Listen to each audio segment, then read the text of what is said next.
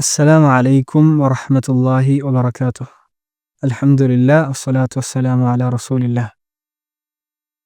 നമ്മൾ piece radio സമകാലികം സെഷനിലാണ് എന്നുള്ളത്.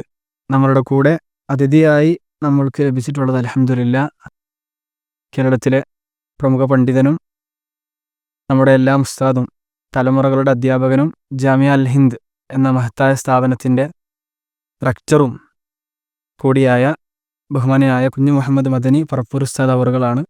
അപ്പോൾ ഇൻഷാ അല്ലാഹ് നമ്മളിന്ന് ഉദ്ദേശിക്കുന്നത് അദ്ദേഹവുമായി ചില കാര്യങ്ങൾ, അദ്ദേഹത്തിൻ്റെ അനുഭവങ്ങൾ, അത് തീർച്ചയായും നമ്മൾക്ക് എല്ലാവർക്കും ഉപകരിക്കും എന്നുള്ളത് കൊണ്ട് തന്നെ കേരളത്തിലെ നവോത്ഥാന പ്രസ്ഥാനവുമായി ബന്ധപ്പെട്ട വിഷയങ്ങൾ, അതുപോലെ തന്നെ കേരളത്തിലെ അറബി കോളേജുകളുടെ ധർമ്മം തുടങ്ങിയ കാര്യങ്ങൾ ഇൻഷാ അല്ലാഹ് നമ്മൾ ഉസ്താദിൻ്റെ സംസാരം കേൾക്കാൻ ഇൻഷാ അല്ലാഹ് ഉദ്ദേശിക്കുന്നു. ഉസ്താദ്, അൽഹംദുലില്ലാ, പിന്നെ കേരളത്തിൽ പണ്ടുണ്ടായിരുന്ന ഒരു മതപഠന സംവിധാന രീതി തികച്ചും വ്യത്യസ്തമാണെന്ന് ഞങ്ങളൊക്കെ കേട്ടിട്ടുണ്ട്. അന്ന് ഇങ്ങനെയുള്ള അറബി കോളേജുകളൊന്നും ഉണ്ടായിട്ടില്ല. സാധാരണ നാട്ടിലെ പള്ളികളിൽ കുറച്ച് സംവിധാനങ്ങളുണ്ടായിരുന്നു. ഉസ്താദും അത്തരത്തിൽ ആ രൂപത്തിൽ പള്ളി ദർസുകളിലൊക്കെ പഠിച്ചിട്ടുണ്ട് എന്നും കേട്ടിട്ടുണ്ട്. അതിനെക്കുറിച്ച് എന്താണ്, പണ്ട് ഉണ്ടായിരുന്ന പള്ളിദർ സംവിധാനങ്ങൾ എങ്ങനെയാണ് ഉണ്ടായിരുന്നത്?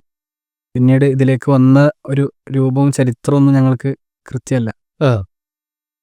പണ്ട് വളരെ കാലം ഈ മദ്രസ സമ്പ്രദായം വളരെ കാലം മുതൽ തന്നെ നമ്മുടെ നാട്ടിലുണ്ട്. അതൊരു മുസ്ലിം കുട്ടിയാണെങ്കിൽ അവൻ മദ്രസയിൽ പോയിരിക്കണം. ഈ റൗളത്തുൽ അത്ഫാൽ എന്ന് പറയുന്ന നഴ്സറി ഒന്നൊന്നില്ല. 5 വയസ്സായാൽ മദ്രസയിൽ കൊണ്ട് ചേർക്കും, മദ്രസയിൽ പഠിക്കും. അത് വ്യാപകമാണ് എല്ലാ കുട്ടികൾക്കും. പകൽ സമയത്തുണ്ടാകും, രാത്രിയും മദ്രസ ഉണ്ടാകും. മുതിർന്ന കുട്ടികളായ ഞാനൊക്കെ അന്ന് മുതിർന്ന കുട്ടിയായിരുന്ന കാലത്ത് രാത്രിയിലുള്ള മദ്രസയിലാണ് പോയിരുന്നത്, പകൽ ചെറിയ കുട്ടികൾക്കും. എന്നാൽ അന്ന് നാട്ടിലുള്ള മിക്കവാറും പള്ളിയുടെ പരിസരത്തൊക്കെ ഉള്ള മുതിർന്ന ആളുകൾ ഇശാ മഗ്‌രിബിനിടയിൽ പള്ളിയിലെ ഒരു ഉസ്താദ്, ഒരു ഖത്തീബ്, ഒരു ഇമാം ഉണ്ടാവും. അദ്ദേഹത്തിൻ്റെ അടുക്കൽ നിന്ന് മതപഠനം നടത്തും. അത്യാവശ്യമായിട്ടുള്ള മുത്തഫരിദ്, അന്ന് അഖീദയും ഫിഖ്ഹിൻ്റെ പ്രാധാന്യം നൽകിക്കൊണ്ടുള്ളൊരു കിതാബാണ് മുത്തഫരിദ്. അത് കഴിഞ്ഞാൽ ഫത്വുൽ മുഈൻ, അതൊക്കെയാണ്. അതായത് ഇസ്ലാമിക കർമ്മശാസ്ത്രവുമായി ബന്ധപ്പെട്ട ഒരു മുസ്ലിമായി ജീവിക്കാൻ ആവശ്യമായ അടിസ്ഥാന കാര്യങ്ങൾ ഷാഫി ഫിഖ്ഹിൻ്റെ, നമ്മുടെ നാട്ടിലൊക്കെ അങ്ങനെയാണ്. അത് ഇശാ മഗ്‌രിബിൻ്റെ ഇടയിൽ ഒരു ദർസ് ഉണ്ടാവും മുതിർന്ന ആളുകൾക്ക്. ഇങ്ങനെയായിരുന്നു അന്നത്തെ സമ്പ്രദായം. എന്നാൽ അതിൻ്റെ ഒക്കെ പുറമെ അതോടൊപ്പം തന്നെ തിരഞ്ഞെടുക്കപ്പെട്ട പള്ളികളിൽ ദൂരദിക്കുകളിൽ നിന്ന് കുട്ടികളെ കൊണ്ടുവന്ന് പള്ളി ദർസ് സമ്പ്രദായം നടത്തിയിരുന്നു. അത് പള്ളി ദർസ് ഏകദേശം ഒരു 1000 കൊല്ലങ്ങൾക്ക് മുമ്പ് തന്നെ കേരളത്തിൽ പള്ളി ദർസ് സമ്പ്രദായം വന്നിട്ടുണ്ട് എന്നാണ് പറയുന്നത്. അത് പിന്നീട് ഓരോ മഹല്ലത്തുകാരും അവരവരുടെ കഴിവിനനുസരിച്ച് കുട്ടികൾക്ക് ഭക്ഷണം കൊടുക്കണം, പള്ളിയിൽ കുട്ടികൾക്ക് ഉറങ്ങാനുള്ള സൗകര്യം വേണം, അതുപോലെ നല്ലൊരു മുദരിസ് വേണം, രാവിലെ മുതൽ വൈകുന്നേരം വരെ പഠിപ്പിക്കുന്ന 1-2 മുദരിസുകൾ. സാധാരണ നിലയ്ക്ക് ഒരു വലിയ മുദരിസ് ഉണ്ടാകും, അദ്ദേഹത്തിൻ്റെ കീഴിൽ ഒരു അസിസ്റ്റൻ്റ്, സഹായിയായ മുദരിസ് പറഞ്ഞ അധ്യാപകൻ. അപ്പോൾ അതൊരു മഹല്ലത്തിൻ്റെ കഴിവനുസരിച്ച് 100 കുട്ടികളെ ഭക്ഷണം കൊടുത്ത് പറപ്പിക്കാൻ കഴിയുന്ന മഹല്ലത്തുകളാണെങ്കിൽ 100 കുട്ടികളും മുദരിസും, 1-2 മുദരിസുകളും. അവർക്ക് ഭക്ഷണം വീടുകളിൽ വെച്ച് കൊടുക്കുന്ന പള്ളികളാണ് കൂടുതലുള്ളത്. പിന്നെ ചെലവ് വരില്ല. ഓരോ കുട്ടിയും ഭക്ഷണത്തിൻ്റെ നേരത്ത് ഓരോരോ വീടുകളിലേക്ക് പോയി വീട്ടുകാരനെ പോലെ ഭക്ഷണം കഴിച്ച് പോകുന്നു. അപൂർവം ചില പള്ളികളിൽ മാത്രം പള്ളിയോടനുബന്ധിച്ച് മെസ്സ് ഹാളുകൾ ഉണ്ടാക്കി അവിടുന്ന് കഴിക്കാറുണ്ട്. അപ്പോൾ ആ നിലക്കുള്ളൊരു സമ്പ്രദായമാണ് ഈ ഏകദേശം അടുത്ത കാലം വരെ ഇന്നും വരെ നിലനിൽക്കുന്നുണ്ട്. ആ പള്ളി ദർസുകൾ, ആ പള്ളികളിൽ നിന്ന് അവിടെ ഉണ്ടായിരുന്നൊരു പ്രത്യേകത എന്താ വെച്ചാൽ ഒരാൾ ഒരു 30 വർഷമൊക്കെ പള്ളി ദർസുകളിൽ പഠിക്കും. അപ്പോഴേക്ക് ഒരുപാട് കിതാബുകളൊക്കെ അദ്ദേഹം പഠിച്ചിട്ടുണ്ടാവും. എൻ്റെ അനുഭവത്തിൽ ഞാൻ ചെറിയ സ്കൂളിലൊക്കെ പോയിരുന്ന കാലത്ത് മഗ്‌രിബ് മുതൽ ഇശാ വരെ എൻ്റെ നാട്ടിലെ പള്ളി ദർസിൽ പഠിച്ചിരുന്നു. അതാണ് നാട്ടിലെ കാരണവന്മാരും ഒക്കെ അതിൽ പഠിക്കുന്നുണ്ട്. ഞങ്ങളും കുട്ടികൾക്ക് കുറച്ച് സമയം പഠിപ്പിച്ചു തരും. പിന്നീട് പിന്നീട് പോയത് സമസ്ത കേരള ഇസ്ലാം മത ബോർഡിൻ്റെ കീഴിൽ തിരഞ്ഞെടുക്കപ്പെട്ട കുറച്ച് കുട്ടികൾക്ക് പഠിപ്പിക്കാൻ വേണ്ടി തിരിച്ച ഒരു മദ്രസയിലായിരുന്നു, റെസിഡൻഷ്യൽ മദ്രസ. അത് പള്ളി ദർസ് സ്വഭാവത്തിലല്ല. രണ്ടും തമ്മിൽ എന്താണ് വ്യത്യാസം? മദ്രസ ദീനാണ് പഠിക്കുന്നത്, സ്കൂൾ വിഷയങ്ങളും ദീനും പഠിപ്പിക്കും. വ്യത്യാസം ഒന്ന് പള്ളിയിലാണ്. ഇത് സാധാരണ മദ്രസ ബെഞ്ചും ഡെസ്കും ഒക്കെ ഇട്ട് ആ നിലക്കാണ്. കൊടുവായൂർ അബ്ദുറഹ്മാൻ നഗറിൻ്റെ അടുത്തായിരുന്നു ഞാൻ ആദ്യം മദ്രസയിൽ പഠിച്ചു 1 വർഷം. പിന്നീട് ഇരുമ്പ് ചോല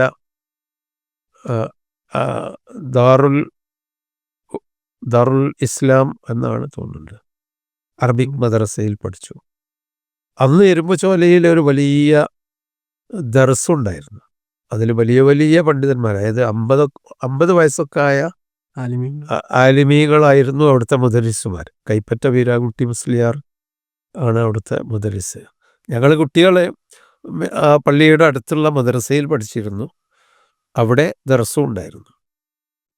അപ്പം അങ്ങനെ ഒരു സമ്പ്രദായം പള്ളികൾ ഉണ്ടായിരുന്നു. പിന്നെയാണ് പിൽക്കാലത്ത് ക്രമേണ അറബിക് കോളേജുകളായിട്ട് അതിൻ്റെ ഒരു ചരിത്രം, അതെന്താണ് അങ്ങനെ വരാനുള്ളൊരു കാരണം? അതായത് ഇങ്ങനൊരു സംവിധാനം നിലനിൽക്കെ പുതിയൊരു അറബിക് കോളേജുകൾ എന്നുള്ളൊരു സിസ്റ്റം അത് വരാനുള്ള കാരണം, പള്ളി ദർസുകളിൽ പഠിച്ച ആളുകൾക്ക് മതപഠനം മാത്രമേ കിട്ടുകയുള്ളൂ എന്ന ഒരു നിലപാടായിരുന്നു ഉണ്ടായിരുന്നത്. ദീനീ പഠനം, ഫിഖുഹും കൂടുതലും ഖുർആനും ഹദീസൊന്നും കൂടുതൽ പള്ളി ദർസിൽ പഠിപ്പിക്കൂല. ഇല്ല. ഏറിയാൽ തഫ്സീർ ജലാലൈനി ഒക്കെയാണ് ഉണ്ടാവുക. ഇനി വളരെ ഉയർന്നു പോവുകയാണെങ്കിൽ ബൈലാവി, തഫ്സീർ ബൈലാവി പഠിപ്പിക്കും.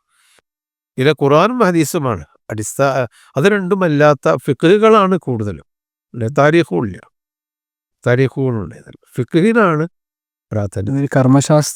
കർമ്മശാസ്ത്രം, അതിൻ്റെ വിഷയങ്ങൾ, അതുമായി ബന്ധപ്പെട്ട കിതാബുകൾ, കിതാബുൽ ഉമ്മ വരെയുള്ള കിതാബുകളാണ് കൂടുതൽ പഠിപ്പിച്ചത്, മുത്തഫരിദ് മുതൽ. പിന്നീട് രക്ഷിതാക്കൾക്ക് ഈ കുട്ടികൾക്ക് ഇത് മാത്രം പോരാ, അടുത്ത തലമുറ. അപ്പോഴേക്കും നമ്മുടെ കേരളത്തിലെ ഒരു വിദ്യാഭ്യാസപരമായ ഒരു നവോത്ഥാനം വന്നു തുടങ്ങി. അപ്പോൾ കുട്ടികൾക്ക് ഇത് മാത്രം പഠിച്ചാൽ പോരാ, കുറച്ചു മറ്റ് പഠനങ്ങളും നടത്തണം എന്ന് പറഞ്ഞപ്പോൾ സമസ്തയുടെ കീഴിൽ തന്നെ ഉറുദു, ഇംഗ്ലീഷ്, അതോടൊപ്പം ഈ മതപഠനം, അതിലാണ് ഞാൻ ഒക്കെ എത്തിപ്പെട്ടത്. മദ്രസ സംവിധാനത്തിൽ അതിൽ പിന്നെ ഉറുദു പഠിപ്പിച്ചിരുന്നു, ഇംഗ്ലീഷ് പഠിപ്പിച്ചിരുന്നു. ഈ കേരളത്തിൽ ഇസ്ലാഹി പ്രസ്ഥാനമാണ് പൊതുവെ അറബി കോളേജുകളുടെ ഒക്കെ ഒരു സ്ഥാപകരായി അറിയപ്പെടാറുണ്ട് ആദ്യകാലം. അപ്പം ഞാൻ ഈ പറഞ്ഞ ആ ഒരു ചിന്ത ഉണ്ടല്ലോ, ഇപ്പോൾ സമസ്ത തന്നെയായിരുന്നു ഞങ്ങളെ തിരഞ്ഞെടുത്തിട്ട് ഉറുദും ഇംഗ്ലീഷൊക്കെ പഠിപ്പിക്കുന്ന കോളേജിലേക്ക് പറഞ്ഞയച്ചത്. പിന്നീട് അതേപോലെ ആ പണ്ഡിതന്മാരിൽ പലരും കുറച്ചുകൂടിയും ഒരു ഇസ്ലാഹി നവോത്ഥാനം, ഒരു സലഫി ചിന്ത വരികയും അവർ മദ്രസാ സമ്പ്രദായം ഔദ്യോഗികമായി ആരംഭിക്കുകയും ചെയ്തു. അത് വാഴക്കാടാണ്, ചാലിലകത്ത് കുഞ്ഞഹമ്മദ് ഹാജിയുടെ കീഴിൽ മദ്രസാ സമ്പ്രദായം ആരംഭിച്ചു. അതിൽ ആധുനികമായ ബോർഡും ചോക്കൊക്കെ വെച്ച് ആ നിലയ്ക്ക് തന്നെ ആരംഭിച്ചു. അവരൊക്കെ പണ്ട് കാലത്ത് പള്ളി ദർസിലെ ശിഷ്യന്മാരാണ്, പള്ളി ദർസിൽ പഠിച്ച ആളുകൾ അവരൊക്കെ എല്ലാവരും. സലഫി നവോത്ഥാനത്തിൻ്റെ മൊത്തം പണ്ഡിതന്മാരും പള്ളി ദർസിൻ്റെ ആളുകൾ തന്നെയാണ്. അതിൻ്റെ പ്രൊഡക്റ്റുകൾ, അതിൽ നിന്ന് പഠിച്ചു വളർന്ന ആളുകളാണ്, ഖരീജുകളാണ്. പിന്നീട് അവർ മദ്രസാ സമ്പ്രദായം വാഴക്കാട് ദാറുൽ ആ ദാറുലും പിന്നീട് ക്രമേണ MCC അബ്ദുറഹ്മാൻ മൗലവി റഹ്മത്തുള്ളാഹി അലൈഹി, അതുപോലെ അബുസബാഹ് അസ്ഹരി ആനക്കായത്തായിരുന്നു അദ്ദേഹം, റൗളത്തിന്റെ സ്ഥാപകൻ അബുസബാഹ്. അദ്ദേഹം അസ്ഹറിൽ പോയി പഠിച്ച് വന്ന് കുറേ കൂടി ഇസ്ലാമിക വിജ്ഞാനം, കുറേ കൂടി നല്ല കാഴ്ചപ്പാടുള്ള കുട്ടികളെ വേണം എന്ന് പറഞ്ഞ് അദ്ദേഹം ഒരു പ്രസ്ഥാനം തുടങ്ങി. അങ്ങനെ അബൂസബാഹ് പിന്നെ റൗലത്ത് സ്ഥാപിച്ചു, റൗലത്തിലും അറബി കോളേജ്. ഈ ഫറൂഖ് കോളേജൊക്കെ റൗലത്തിൻ്റെ പിന്നീടുണ്ടായ സ്ഥാപനങ്ങൾ. അബൂസബാ ആണ് അതിൻ്റെ മുഅസ്സിസ്, ഫൗണ്ടർ. പിന്നീട് ഫറൂഖ് കോളേജ് അത് വേറെയും റൗലത്ത് അറബി സ്ഥാപനമായിട്ട് വേറെയും മാറി എന്നുള്ളതാണ്. അപ്പോൾ അതുപോലെ തന്നെ MCC അബ്ദുറഹ്മാൻ മൗലവി റഹ്മത്തുള്ളാഹി അലൈഹി അദ്ദേഹം മദീനത്തുൽ ഉലൂമിൻ്റെ സ്ഥാപകൻ അദ്ദേഹമാണ്. മദീനത്തുൽ ഉലൂം അറബി കോളേജ് പഠിക്കില്ല. അപ്പോൾ ഈ കുട്ടികളും മതപഠനം മാത്രം പോരാ, അവർക്ക് ജീവിക്കണമല്ലോ. അപ്പോൾ ഈ ഒരു അവസ്ഥ ഉണ്ടായിരുന്നത് എന്താണെന്ന് വെച്ചാൽ, എത്ര മതപഠനം പഠിച്ചാലും ഈ മതപണ്ഡിതന്മാർ പിന്നീട് എത്തിപ്പെടൽ ഒരു പള്ളിയിലെ ഇമാമായിട്ടോ അരികവൽക്കരിക്കപ്പെടാം. അരികവൽക്കരിക്കുക എന്നുള്ളതിനേക്കാൾ ഒരു പള്ളിയിലെ ഖത്തീബാവും, അവിടുത്തെ ഇമാമാവും. ആ പള്ളിയൊക്കെ ആണെങ്കിലോ ഈ കാരണവന്മാരുടെ കയ്യിലാണ്. അപ്പോൾ സത്യം തുറന്നു പറയാൻ പലർക്കും പ്രയാസം വരും. ഒരു നാട്ടിലൊരു അനാചാരം ഉണ്ടെങ്കിൽ, ഒരു അനാവശ്യമായ കാര്യങ്ങളുണ്ടെങ്കിൽ അത് തുറന്നു പറയാനുള്ള ആർജവം ഇവർക്കുണ്ടാവില്ല. കാരണം അവരുടെ വീട്ടിൽ നിന്നാണ് ഭക്ഷണം കഴിക്കുന്നത്, അവരുടെ ചെലവിലാണ് ജീവിക്കുന്നത്, അവർ കൊടുക്കുന്ന കാശ് കൊണ്ടാണ് ഇവർ കഴിഞ്ഞുകൂടുന്നത്. അപ്പോൾ അതിൽ നിന്ന് വ്യത്യസ്തമായി ചിന്തിച്ച് നമ്മുടെ മതപണ്ഡിതന്മാർ സ്വന്തം തൊഴിൽ ചെയ്ത് ജീവിതമാർഗം കണ്ടെത്തുന്നവരാവണം എന്നാണ് MCC അബ്ദുറഹ്മാൻ മൗലവി പോലെയുള്ള ആളുകളുടെ. അവരൊക്കെ പള്ളി ദർസിൻ്റെ പ്രൊഡക്റ്റുകൾ, ഖദീജുകളാണ്. പക്ഷേ സ്വന്തം തൊഴിൽ ചെയ്ത് ജീവിതം കണ്ടെത്തണം. അല്ലാതെ നാട്ടിലെ പ്രമാണിമാർക്ക് വേണ്ടി മതം പറയുന്ന ആളുകളാവരുത്. അത് പൗരോഹിത്യമായി മാറും. ഹറാമും ഹലാലും നാട്ടിനനുസരിച്ച് മാറ്റേണ്ടി വരും. അപ്പോൾ അതിന് വേണ്ടിയാണ് MCC അബ്ദുറഹ്മാൻ മൗലവി അറബി കോളേജുകളെ അന്ന് ഈ മലബാർ, കേരളം ഒക്കെ മദ്രാസ് റെജിമെൻറ്റിൻ്റെ കീഴിലാണ്, മദ്രാസ് സംസ്ഥാനത്തിൻ്റെ കീഴിലാണ്. അപ്പോൾ അന്ന് നമുക്കിവിടെ കേരളത്തിൽ യൂണിവേഴ്സിറ്റി ഒന്നുമില്ല. മദ്രാസ് യൂണിവേഴ്സിറ്റിയെ കൊണ്ട് മദീനത്തുൽ ഉലൂം അറബി കോളേജ് അംഗീകാരം നേടി. മദീനത്തുൽ ഉലൂം അറബി കോളേജിൽ നിന്ന് പഠിക്കുന്ന അവർക്ക് മതപഠനത്തോടൊപ്പം അറബി സാഹിത്യവും സാഹിത്യ ചരിത്രങ്ങളും അറബി കവിതകളും അതുപോലെ അതായത് സാഹിത്യവുമായി ബന്ധപ്പെട്ട കാര്യങ്ങളും കൂടി സിലബസിൽ ഉൾപ്പെടുത്തിക്കൊണ്ട് ഒരു സമ്പൂർണമായ അറബി പണ്ഡിതന്മാരാക്കി മാറ്റിയെടുക്കുക എന്ന കരിക്കുലം മുന്നിൽ വെച്ചുകൊണ്ട് അവർക്ക് മദ്രാസ് യൂണിവേഴ്സിറ്റിയുടെ അംഗീകാരം വാങ്ങി. അറബി കോളേജ് അവർക്ക് അഫ്ളലുൽ ഉലമ, പണ്ഡിതന്മാരിൽ ശ്രേഷ്ഠൻ എന്നർത്ഥം വരുന്ന അഫ്ളലുൽ ഉലമ ഒരു ബിരുദം വാങ്ങി. ആ ബിരുദം നേടിക്കഴിഞ്ഞ ഒരാൾക്ക്, അതായത് 10ാം ക്ലാസ് കഴിഞ്ഞ് 5 വർഷം പഠിച്ചാൽ ആ ബിരുദം കിട്ടും. ആ ബിരുദം നേടിക്കഴിഞ്ഞ ഒരാൾക്ക് കേരളത്തിൽ സ്കൂളുകളിൽ, സർക്കാർ സ്കൂളുകളിൽ അറബി പഠിപ്പിക്കാനുള്ള അർഹതയുണ്ട് എന്ന ഒരു സർക്കാരിൻ്റെ അംഗീകാരം, യൂണിവേഴ്സിറ്റി സർട്ടിഫിക്കറ്റ് നേടിക്കൊടുത്തു. ഇത് പിന്നിൽ പരിശ്രമിച്ചത് MCC അബ്ദുറഹ്മാൻ മൗലവി റഹ്മത്തുള്ളാഹി അലൈഹി, പുളിക്കൽ സ്ഥാപനത്തിൻ്റെ മുഅസ്സിസ് അദ്ദേഹമാണ്, പുളിക്കൽ മദീനത്തുൽ ഉലൂമിൻ്റെ. അപ്പോൾ അത് നേടിക്കിട്ടിയതോടുകൂടി പല ആളുകളും അറബി കോളേജിലേക്ക് വരാൻ തുടങ്ങി. കാരണം ഈ ഒരു സർട്ടിഫിക്കറ്റിൻ്റെ അടിസ്ഥാനത്തിൽ അറബി അധ്യാപകനായി ജോലി ചെയ്യുന്നത് 912 കേരളത്തിൽ അറബി അധ്യാപകൻ നിയമനം തിരുവിതാംകൂർ മഹാരാജാവ് ശ്രീമൂലം തിരുനാളിൻ്റെ ഉത്തരവ് പ്രകാരം തുടങ്ങിയിട്ടുണ്ട്. 912. ചെറിയ ചരിത്ര വ്യത്യാസങ്ങളുണ്ട്. 917 12 ഏതായാലും 1900 1-ാം പാദത്തിൽ തിരുവിതാംകൂറിൽ വക്കം മൗലവി റഹ്മത്തുള്ളാഹി അലൈഹിയുടെ ആ ഒരു പ്രേരണ നിമിത്തം അറബി പഠനത്തിൽ കൂടി മുസ്ലിങ്ങളെ വിദ്യാഭ്യാസ സ്കൂളുകളിലേക്ക് ആകർഷിക്കുകയും അറബി പണ്ഡിറ്റുമാരെ നിശ്ചയിച്ചുകൊണ്ട് അവർക്ക് മുസ്ലിങ്ങൾക്ക് സ്കൂളിൽ കണക്കും സയൻസും പഠിക്കുന്നതോടൊപ്പം, ഇംഗ്ലീഷും സയൻസും കണക്കും സാമൂഹ്യപാഠവും പഠിക്കുന്നതോടൊപ്പം അറബിയും കൂടി പഠിക്കാം, ഖുർആനിൻ്റെ ഭാഷയും കൂടി പഠിക്കാം എന്ന ഒരവസ്ഥയുണ്ടാക്കിയിട്ടാണ് ശ്രീമൂലം തിരുനാൾ കേരളത്തിലുള്ള മുസ്ലിങ്ങളെ അവരുടെ പിന്നാക്കാവസ്ഥയിൽ നിന്ന് കൊണ്ടുവന്നത്. അപ്പോൾ അന്ന് മുതൽ തുടങ്ങി. പിന്നെ ആലപ്പുഴ ഹൈസ്കൂളിൽ അറബി പഠനം ആരംഭിച്ചു. ഈ ഒരു സർട്ടിഫിക്കറ്റ് കിട്ടിയതോടുകൂടി കേരളത്തിൽ മൊത്തം അറബി സ്കൂളുകളിൽ അറബി പഠനം കേരള ഗവൺമെൻറ് മുണ്ടശ്ശേരിയുടെ കാലത്ത്, ജോസഫ് മുണ്ടശ്ശേരിയുടെ കാലത്ത് അത് പാസ്സാക്കിയെടുത്തു. പിന്നീട് അറബി പഠനം വ്യാപകമായി. അപ്പോൾ അറബി പഠനം വ്യാപകമാകുമ്പോൾ സ്വാഭാവികമായും അതിലേക്ക് അധ്യാപകരാകാൻ പറ്റിയ കോഴ്സുകൾ, അംഗീകൃത കോഴ്സുകൾ വേണം.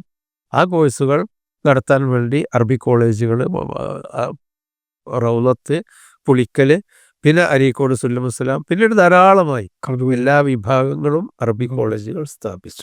അങ്ങനെയാണ് വന്നത്. ഈ അറബി കോളേജുകളുടെ ആദ്യകാല സിലബസിനെ കുറിച്ച് ഉസ്താദിന്റെ ഒരു പ്രസംഗത്തിൽ ഞാൻ കേട്ടിട്ടുണ്ട്. നല്ല കനപ്പെട്ടൊരു സിലബസ് ആയിരുന്നു. അതായത് ഞാനൊക്കെ പൊളിക്കൽ പഠിച്ചിരുന്ന കാലത്ത് ഒരു കുട്ടി അറബി കോളേജിൽ വന്ന് ചേരല് തെജ്ഹീസിയ ക്ലാസ്സിലാണ്. മദീനത്തുൽ തെജ്ഹീസിയ എന്ന് പറഞ്ഞാൽ പ്രിപ്പറേറ്ററി എന്നാണ് അതിൻ്റെ അർത്ഥം. അതായത് 1ാം ക്ലാസ്സിൽ എത്തുന്നതിൻ്റെ ഇടയ്ക്ക് ഒരു പ്രിപ്പറേറ്ററി ക്ലാസ്സിൽ അറബിയുടെ അടിസ്ഥാന പാഠങ്ങൾ പഠിപ്പിച്ചു കൊടുക്കും. ഭാഷ അക്ഷരം മുതൽ അവിടെ പഠിപ്പിച്ചു കൊടുക്കും. ആ ഖുർആൻ നന്നായി ഓതാൻ പഠിപ്പിച്ചു കൊടുക്കും 1 വർഷം. പിന്നീട് 1ാം ക്ലാസ് ഒന്നും എത്തിയിട്ടില്ല കുട്ടി. ഇല്ല, ഒന്നിൻ്റെ മുമ്പ് ഒരു കൊല്ലം തെജ്ഹീസിയ. അതോടുകൂടി കുട്ടികൾക്ക് അറബി വായിക്കാനും എഴുതാനും ഓതാനും ഖുർആൻ പാരായണം ചെയ്യാനും അതോടൊപ്പം അത്യാവശ്യം അറബി ഗ്രാമറും അവിടുന്ന് പഠിപ്പിക്കും. പിന്നീട് 1ാം ക്ലാസ്സിലെത്തുമ്പോൾ കുറച്ചും കൂടി അറബി ഗ്രാമർ, നഹ്വുൽ വാളി പോലെയുള്ള കുറച്ചും കൂടി ഉയർന്ന ഭാഗം. 2ാം ക്ലാസ്സിൽ കുറച്ചും കൂടി ഉയർന്ന ഭാഗം. 3ാം ക്ലാസ്സിൽ കുറച്ചുകൂടി ഉയർന്ന ഭാഗം. 4ാം ക്ലാസ്സിൽ ഒരു കുട്ടി എത്തുമ്പോൾ കൃത്യമായി അത്യാവശ്യം അറബി സംസാരിക്കാനും വായിക്കാനുമുള്ള ഒരു പാകത്തിലെത്തും.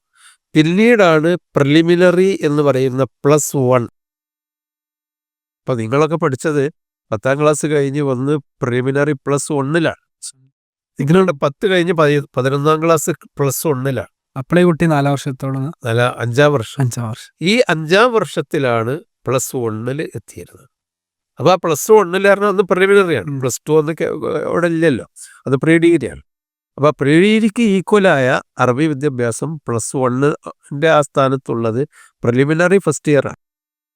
അതിലെത്തുമ്പോൾ കുട്ടി ശരിക്കും അറബി ഭാഷ, തഫ്സീർ, അതുപോലെ ബലാഗ, നഹ്വ്, അലിഫിയൊക്കെ അന്ന് ഓടി തുടങ്ങും. പിന്നീടാണ് preliminary first year, second year. അപ്പോൾ എത്രയായി? 6 വർഷമായി.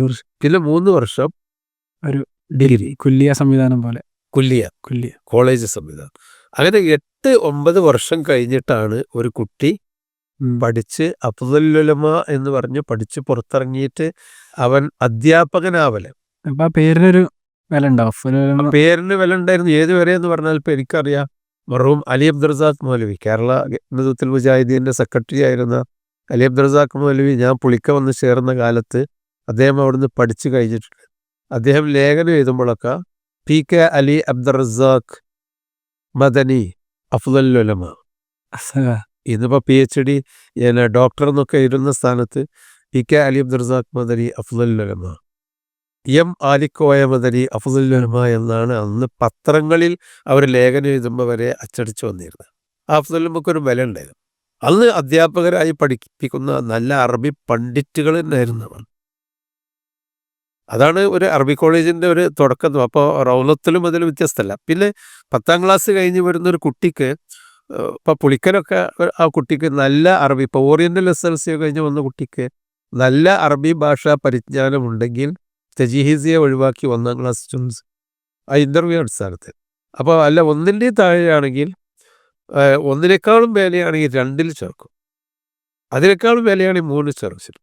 ഞാനൊക്കെ മദീനത്തുൽ ഉലൂമിൽ ഇൻ്റർവ്യൂ ചെയ്തപ്പോൾ, അതായത് +1ലേക്ക് പ്രിലിമിനറിയിലേക്ക് ഇൻ്റർവ്യൂ ചെയ്തപ്പോൾ ഞാനൊന്ന് ശറഹ് തഹ്ദീബ് പഠിച്ച ആളാണ്, മുഖ്തസർ പഠിച്ചിരുന്നു. ഞാൻ നേരത്തെ പറഞ്ഞ പോലെ ഇവിടെ ഇയാസുന്ന ആ മദ്രസ അങ്ങനെ വളർന്നു വന്ന് ഒതുക്കുങ്കൽ ഇയാസുന്ന അറബി കോളേജിൽ നിന്നാണ് ഞാൻ മുഖ്തസർ, ശറഹ് തഹ്ദീബൊക്കെ പഠിച്ചത്. ഇന്നും ആ ഇയാസുന്ന വളരെ വ്യവസ്ഥാപിതമായി നടക്കുന്ന സുന്നി സമൂഹത്തിൻ്റെ ഒരു സ്ഥാപനമാണ്. സുലൈമാൻ മുസ്ലിയാർ സുലൈമാൻ മുസ്ലിയാർ ഇന്ന് എൻ്റെ ഗുരുനാഥനാണെന്ന്. അപ്പോൾ അതൊക്കെ പഠിച്ചിട്ടാണ് +1 എന്ന് പറയുന്ന പ്രിലിമിനറി ചേർന്നത്. അന്ന് തന്നെ ഇൻ്റർവ്യൂ നടത്തിയപ്പോൾ ചെറിയതൊക്കെ ഇങ്ങനെ പറഞ്ഞു ശറഹ് തഹ്ദീബ് വരെ പഠിച്ചിട്ടുണ്ട് എന്ന് പറയുമ്പോൾ അവിടെ വരെ ഇൻ്റർവ്യൂ ചെയ്തു. എന്നിട്ട് പിന്നെ എനിക്ക് അഡ്മിഷൻ കിട്ടുന്നത് 5ാം ക്ലാസ്സിലാണ്, +1. നേരെ 5ൽ ഈ ഒരു ഇൻ്റർവ്യൂവിന് ശേഷം അങ്ങനെ കിട്ടി. പിന്നെ 5ാം ക്ലാസ് ചേരാതിരിക്കാൻ പറ്റൂല, കാരണം ഇത് സർട്ടിഫിക്കറ്റ് കോഴ്സ് അവിടെ നിന്നല്ലേ തുടങ്ങുന്നത്. അന്ന് ഞങ്ങൾക്ക് പ്രിലിമിനറിയിൽ മലയാളം ഉണ്ടായിരുന്നു, മലയാള സാഹിത്യം. സാമൂഹ്യ പാഠമുണ്ടായിരുന്നു, മെഹബൂബ്. Social studies. അങ്ങനെയൊക്കെ അറബി കോളേജിൽ നിന്ന് പഠിച്ചാൽ അങ്ങനെയൊക്കെയുള്ളൊരു അവസ്ഥയായിരുന്നു പണ്ടൊക്കെ ഉണ്ടായിരുന്നത്. ഇപ്പൊ ഈ ഹദീസ് കിതാബുകളൊക്കെ കുത്തുബ് സിത്തകളൊക്കെ ഒന്ന് ഓതിയിരുന്നു എന്നൊക്കെ. കുത്തുബ് സിത്തകളൊക്കെ അന്ന് ഈ ഒരു ഡിഗ്രി ആകുമ്പോഴേക്ക് കുത്തുബ് സിത്തകളൊക്കെ ഓതി പഠിക്കും. നമ്മൾക്ക് ചെറിയ ചെറിയ ഭാഗമല്ലേ പഠിക്കുന്നത് ഇവിടെ. പല അറബി കോളേജിലും ഇപ്പൊ അങ്ങനെയാണ്. ഞങ്ങളൊക്കെ ഇപ്പം ഞാനൊക്കെ പിന്നെ അന്ന് ഈ സിഹാവ് സിത്ത എന്നൊക്കെ പറഞ്ഞാൽ അത് അപൂർവമായ ലൈബ്രറിയിൽ, പുളിക്കൽ ലൈബ്രറിയിലുണ്ട്, അതുപോലെ ഫറൂഖ് കോളേജിൻ്റെ ലൈബ്രറിയിലുണ്ട്, വാഴക്കാട് ലൈബ്രറിയിലുണ്ട്. വേറോടെ ഇല്ല ഈ സാധനം. ഇന്നത്തെ പോലെ ഗ്രന്ഥങ്ങളോടില്ല. ഞാനൊക്കെ മുസ്ലിം എഴുതിയെടുത്തതാണ്. സഹീഹ് മുസ്ലിം മുഖദ്ദിമൊക്കെ നോട്ട്ബുക്കിൽ, മുഖദ്ദിമല്ല, പൂർണ്ണമായി മൊത്തം അൽഹംദുലില്ലാ. നോട്ട്ബുക്കിൽ എഴുതി 8 or 10 നോട്ട്ബുക്കുകൾ ഉണ്ടായിരുന്നു ചെറുതായത്. കാരണം ഉസ്താദ് വരുമ്പോൾ നോക്കാൻ ഉസ്താദിൻ്റെ അടുത്തേ ഉണ്ടാവുള്ളൂ. അപ്പം ഞാൻ മാത്രമല്ല, എഴുതിയെടുത്ത എൻ്റെ സഹപ്രവർത്തകരൊക്കെ എഴുതിയെടുക്കലായിരുന്നു. ഞങ്ങളുടെ രാത്രിയൊക്കെ ഇരുന്ന് കുത്തുബ് സിത്ത എഴുതലാണ്. ഖുർആൻ പിന്നെ ആവശ്യമില്ല, ബാക്കിയുള്ളതൊക്കെ. ഇന്നത്തെ ഒരു പാരൻസ് ഒരു പിന്നെ നമ്മുടെ രക്ഷിതാക്കള് കുട്ടികളുടെ വർഷം, അവരുടെ പഠന വർഷം ഒരു വർഷം പോയാൽ തന്നെ വലിയ കാര്യമായിട്ട് കാണുന്നവരാണ്.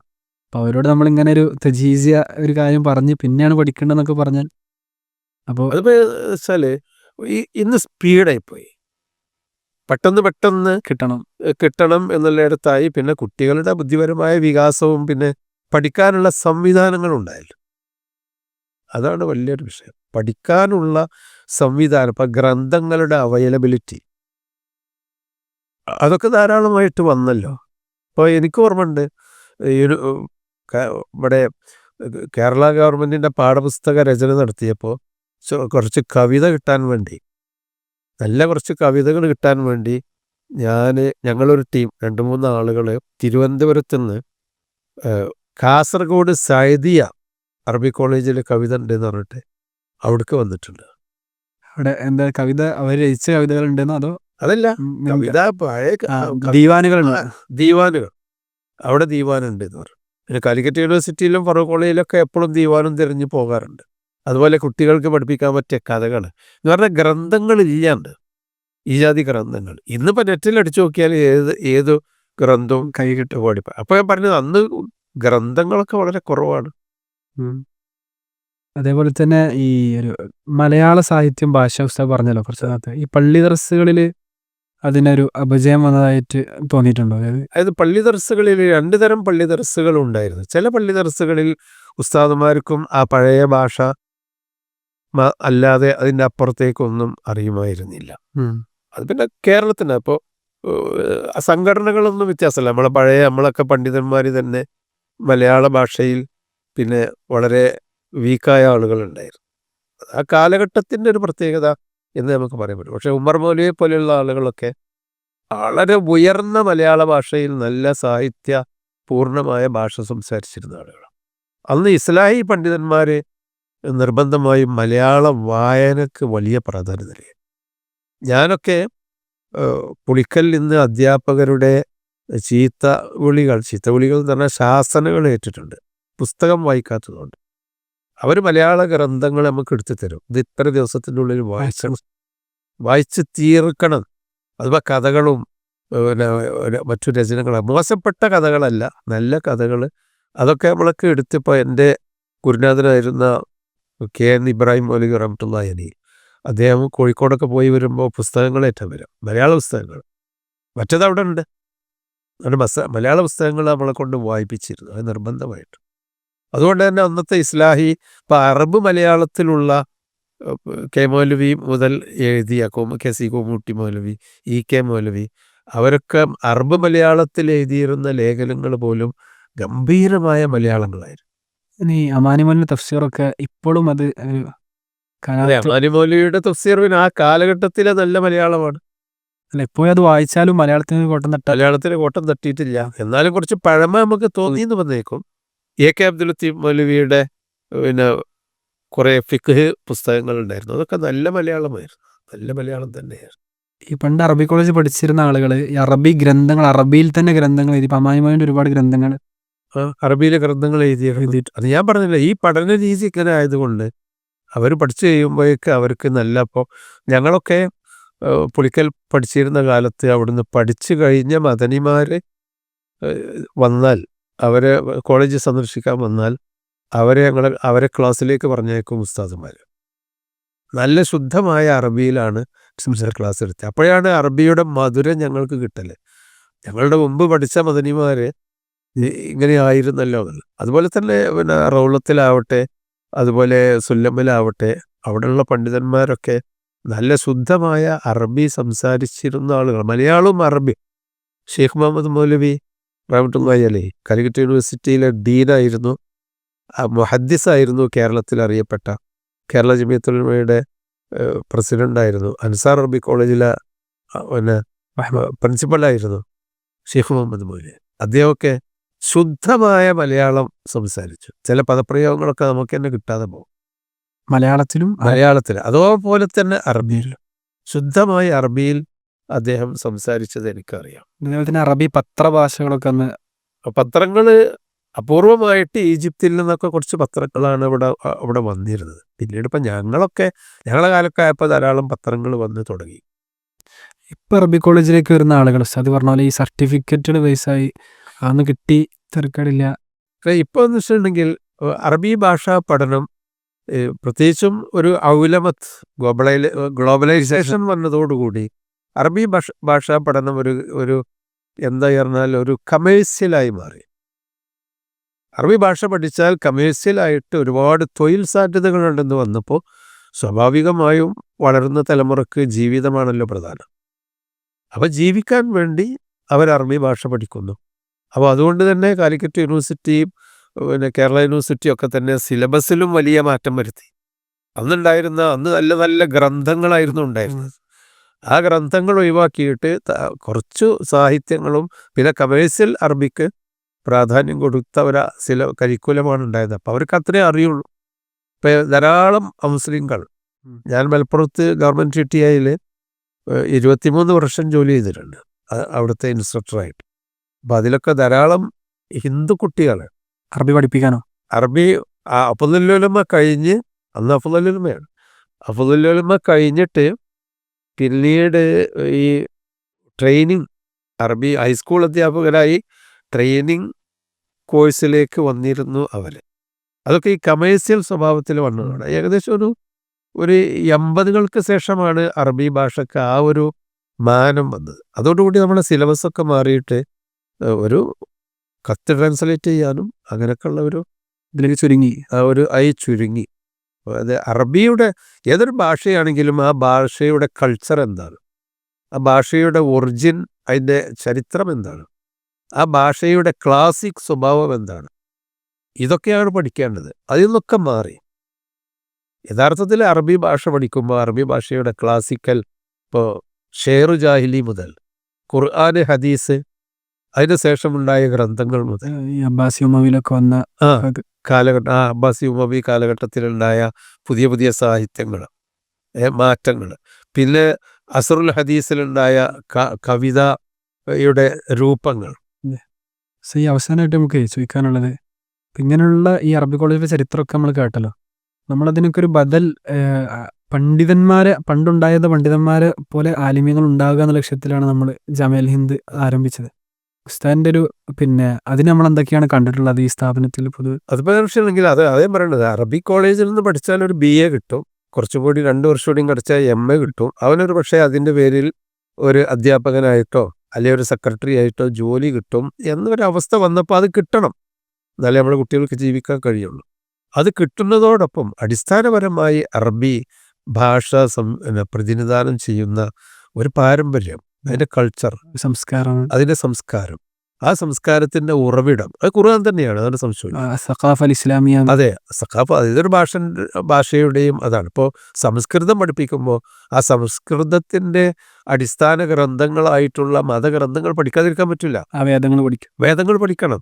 അതുപോലെ ഖുർആൻ, ഹദീസ്, അതിലേക്ക് ഡീപ്പായി ഇറങ്ങിച്ചെന്ന ഒരു പഠനം കേരളത്തിൽ നിന്ന് അവസാനിച്ച് കേവലം ഒരു സർട്ടിഫിക്കറ്റ് എന്നതിൽ എത്തിച്ചേരുകയും ഒരു സംസ്കാരം നഷ്ടപ്പെടുകയും ചെയ്തുകൊണ്ടിരുന്ന സന്ദർഭത്തിലാണ് ജാമിയ, അങ്ങനെ പല സ്ഥാപനങ്ങളും കേരളത്തിലുണ്ടായിട്ടുണ്ട്. കുറേ കൂടി ഡീപ്പായിട്ട് ആ പഴയ അറബി കോളേജിൻ്റെ തുടക്കകാലത്ത് 1940കളുടെ തുടക്കത്തിൽ എന്തായിരുന്നു ആ പഠന ലക്ഷ്യം, ആ ഒരു ലക്ഷ്യത്തിലേക്ക് തിരിച്ചു കൊണ്ടുവന്ന് മതപണ്ഡിതന്മാരെയും ഖുർആൻ പണ്ഡിതന്മാരെയും അതോടൊപ്പം കാലത്തിനനുസരിച്ച ഭാഷാ ശേഷിയും അതിന് ആ ഭാഷ പഠിച്ചത് കൊണ്ട് കിട്ടുന്ന ഭൗതികമായ നേട്ടങ്ങളും അതോടൊപ്പം പാരത്രികമായ ആത്മീയമായ നേട്ടങ്ങളും മാറ്റങ്ങളും കരസ്ഥമാകുന്ന ഒരു സ്ഥാപനം വേണം എന്നതാണ് ജാമിയ അൽ ഹിന്ദിൻ്റെ തുടക്കം മുതൽ ആലോചിച്ചു വന്നതും അത് നടപ്പിലായിക്കൊണ്ടിരിക്കുന്നു. അൽഹംദുലില്ലാഹ് ഒരു പരിധിവരെ നമ്മളത് ചെയ്തുകൊണ്ടിരിക്കുന്നു. അതിൽ റിസൾട്ട് കിട്ടിക്കൊണ്ടിരിക്കുന്നു. തുടങ്ങിയ ഒരു തുടക്ക കാലഘട്ടത്തിലാണല്ലോ ഇപ്പോൾ ഉള്ളത്. തുടക്ക കാലഘട്ടത്തിലാണ്. അതുകൊണ്ട് ഭൗതികമായി തന്നെ നല്ല ജോലിയിലും ഉയർന്ന ഡിഗ്രികളിലേക്ക് കുട്ടികൾ പോയിട്ടുണ്ട്.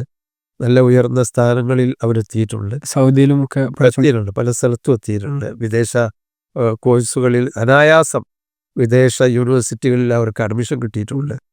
അവർ നല്ല ജോലി ചെയ്യുന്ന ആളുകളുണ്ട്. അതോടൊപ്പം മത പണ്ഡിതന്മാരായിട്ടും അവർ പ്രവർത്തിക്കുന്നുണ്ട്. ലക്ഷ്യത്തിലേക്ക് വരുന്നു. 100% ഏതായിരുന്നാലും അള്ളാഹുവിൻ്റെ അടുക്കൽ കമാലില്ല. ഉസ്താദിന് ഒരുപാട് നന്ദിയുണ്ട്. ശരിക്കും നമുക്കൊക്കെ ഈ അനുഭവം പറയുമ്പോൾ നമ്മുടെയൊക്കെ മനസ്സിൽ കുളിരാണ് ഉണ്ടാവുക. ഇത്തിരി ഇനിയും ഇങ്ങനെയുള്ള ചരിത്രങ്ങൾ പറഞ്ഞു തരാനും കേൾക്കാനും അള്ളാഹു നമുക്കൊക്കെ ആയുസ്സും ആരോഗ്യവും തരട്ടെ. അത് അള്ളാഹു ആലം. വസല്ലല്ലാഹു അലാ നബീന മുഹമ്മദ്. അസ്സലാമു അലൈക്കും വറഹ്മത്തുള്ളാഹി.